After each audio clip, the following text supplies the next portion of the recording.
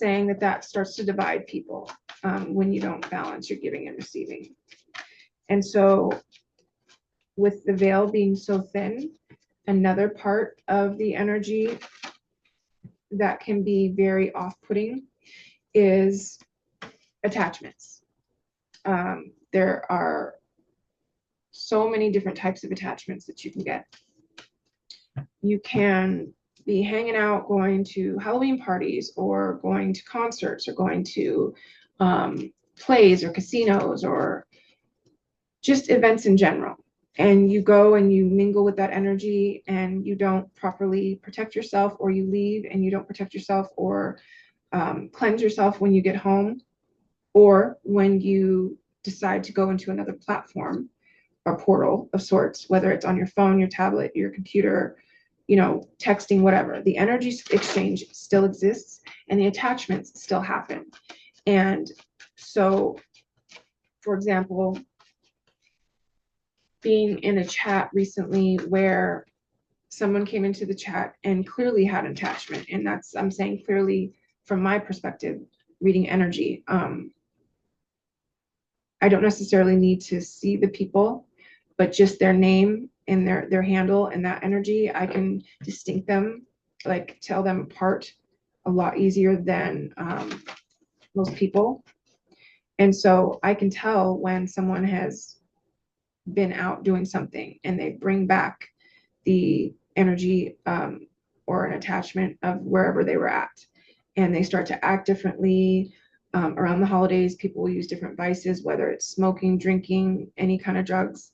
It opens you up and it lowers and kind of clouds your intuition and your protection, your auric bubble. So I have a deck of cards that's the aura reading cards, and it addresses the entire aura egg. I hope you can see that. The different layers of the egg and the different chakras and crystal healing energy as well. But in the same way that people will complain about not feeling well or their moods changing, I would suggest to really look into when it was you started feeling differently. What were you doing? Who were you around? What were you watching, consuming? What was in your field of your surroundings?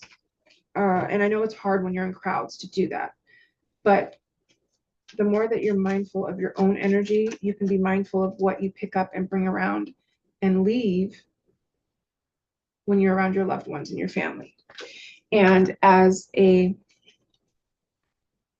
about maybe over 20 years being a paranormal investigator and a medium, psychic medium, this was our busiest time because we were going around just continually educating people and teaching them how to protect themselves and close the things that they open during the season, because this is that favorite time of year where people want to dive into the paranormal and the supernatural part of life, and they're not educated on it. They got a TikTok video and a couple of tools and they think they're ready to go. Well, in my experience, that's when we have to go in and spiritually assess the situation and really look into, and it's hard to pinpoint the exact time, place, or event that someone picked something up, but doing that cleansing and saging and clearing houses using stones, music, frequency, working with spirit guides, angels, all of that realm of spiritual help that's available to everyone. This is our busiest time of year. And so I try to conserve my own energy so that when things really do start to flare up, that I have my own energy to protect myself, to go out there and help those that really, are in need. But if I can help it, talk about my experiences this season and really be able to explain to everyone and get an idea of the reasons why I believe some of the things that I do about metaphysics in general and quantum mechanics and everything within that whole realm, because it's,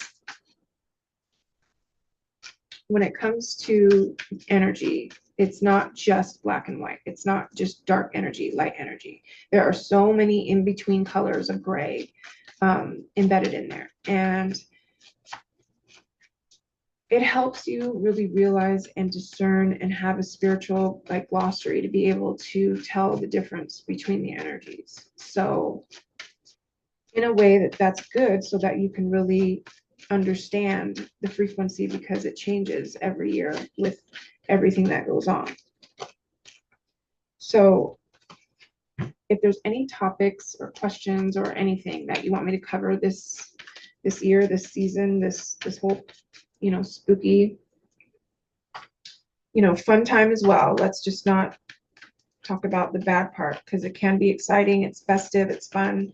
You spiritually practice responsibly. It can be a great experience, and you can really, really learn a lot. So if there's like any questions or anything, topics that you want to talk about, or that you've wondered if I've ever experienced, or just in general, this is the first step. I figured it was fitting, considering what they call coming out of the paranormal closet, or the ghost closet, supernatural closet, but really letting more people in on my whole perspective. So I'm going to pull a card, stop talking, with the aura deck. Now, I would say my main question would be, what is it we need to know most as a collective about our auric field, and how to really keep it as healthy as possible with everything going on?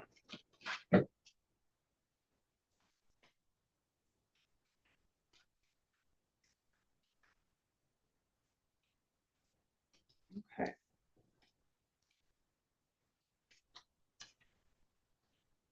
Okay, so the first card we have is called Indigo Aura Meaning.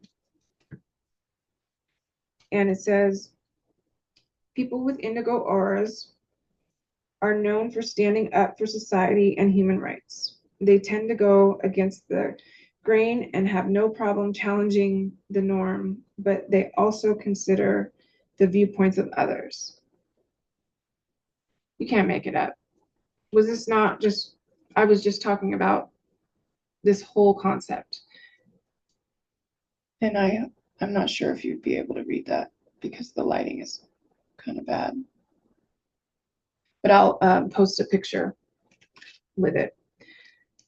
But yeah, the indigo aura is known for standing up for society and human rights. Yeah, they tend to go against the grain, and that is the part that I'm talking about, where you're thinking for yourself, you're being, discerning, and you're not just going with the flow, thinking, hey, they're all spiritual too, and they're of love and light, so whatever they're, thinking, or their decisions, it can't be wrong.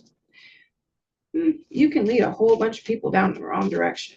That's clear. History proves that. But we really want to tap into the indigo aura meaning. So the next card is Grounding for Protection. All right.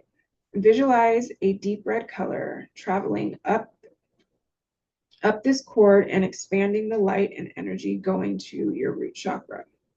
Visualize this until deep red color has completely surrounded you and your aura. In your head, okay, so in your head and all around, repeat the mantra, I am safe, I am protected. Repeat this for as long as you like. Then once you're finished, release control of your breath and thank the earth for its protective energy. So this is a card for protective energy. And if I can figure out, there we go. Okay, and the last card is scanning auras, exercise 2. All right. If you feel like you're being blocked from reading the other person's aura, stop immediately. If you feel negative signals from that person, you may feel the need to remove yourself physically. It's just talking about being in the presence of others and picking up their energy or leaving with their energy or someone leaving with yours. That's another thing, is asking Archangel Michael to return all of your energy, your essence, your soul, your anything that was lost, stolen, or misplaced is how I put it. Because you can go out there and just be moving around and you can literally kind of misplace a piece of you. Like you're standing there, you're concentrating, you're talking, emotions are actually being stirred up within that quantum space. And then when you leave and you're not mindful about it, that energy stays there. So when you walk into a room and you walk past a certain area and you feel a certain way, and it could be of any emotion, good, bad, and different, what you're picking up on is a pocket of energy and a moment in time that something occurred, something was felt, um, and something was left there that can either stay there or it just comes with you. And another way I can put it is like if someone is smoking a cigarette and you're walking by them, you will get that cigarette smoke on you. And if you go to another area or you end up arriving where you're supposed to be and there's still an odor of that cigarette, you may not see it, with your physical eyes, but you can smell it in your clothes. As a non-smoker, you smell it in your clothes. It's very similar to picking up energy. Hugging people. This is the time of year when parties are happening and you're hugging a lot of people. You need to be aware that when you hug them, the energy is transferred. The longer you hug them is transferred. And that's not saying don't hug them.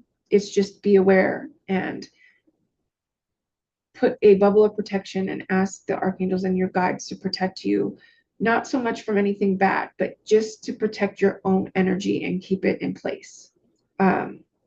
So scanning auras is the third one. If you feel like you are being blocked from reading the other person, stop immediately. If you feel negative signals from that person, you may feel the need to remove yourself physically. Once you receive the information, you can decide how you want to move forward. So when it comes to even in the chats, have you ever noticed that there can be a topic on screen and people could be talking? Then you'll see people in the chat saying hi to each other, and somebody gets off on a tangent and they start talking about this subject here, and then so and so is talking about this subject here, and you see the same names that everybody sees at the same time, but for some reason let me just say, me personally, I can literally see the branching off in the frequencies in which they're connecting, because there's sometimes when I am in a chat and if I'm not on the frequency of, let's say, somebody talking about how hard they have it or this is going on and that is going on, I'm not even going to entertain that energy, and so I literally sometimes won't even see it. That's how much frequency lines up with each other. I won't even see what they're talking about until I maybe go back or I'm mindful, or I will scan and something that I'm talking about or I'm interested in what someone else is talking about, that's all I'll see in the chat. And that's a big deal as well, because there can be a lot of people within a chat talking and will not see each other or pick up on each other's energy at all. And so when it comes to scanning auras, you can do that online within chats or on any other platforms. But I'm going to pull 3 cards from the Numinous deck, but I'm going to make that part 2. So, so far, just the energy within, the first week in October is about your indigo energy and standing up for yourself and really thinking for yourself in general. And I'm not sure if you can see that now. There we go. I'll fix my lighting. Grounding for protection, making sure that you ground. Visualize the deep red cord going to the very bottom of your chakra, the first chakra. Whether you have to take your socks off, your shoes off, walk barefoot. If it's too cold, for instance, me and my family, we just put our feet in the tub with Himalayan sea salt and essential oils and do it like that. And we use crystals as well. So scanning the auras as well. Scan the auras of the people around you, within the chat, just anything in general. And just be aware of other people's energies so that you leave with your own and nothing more than what you came with. So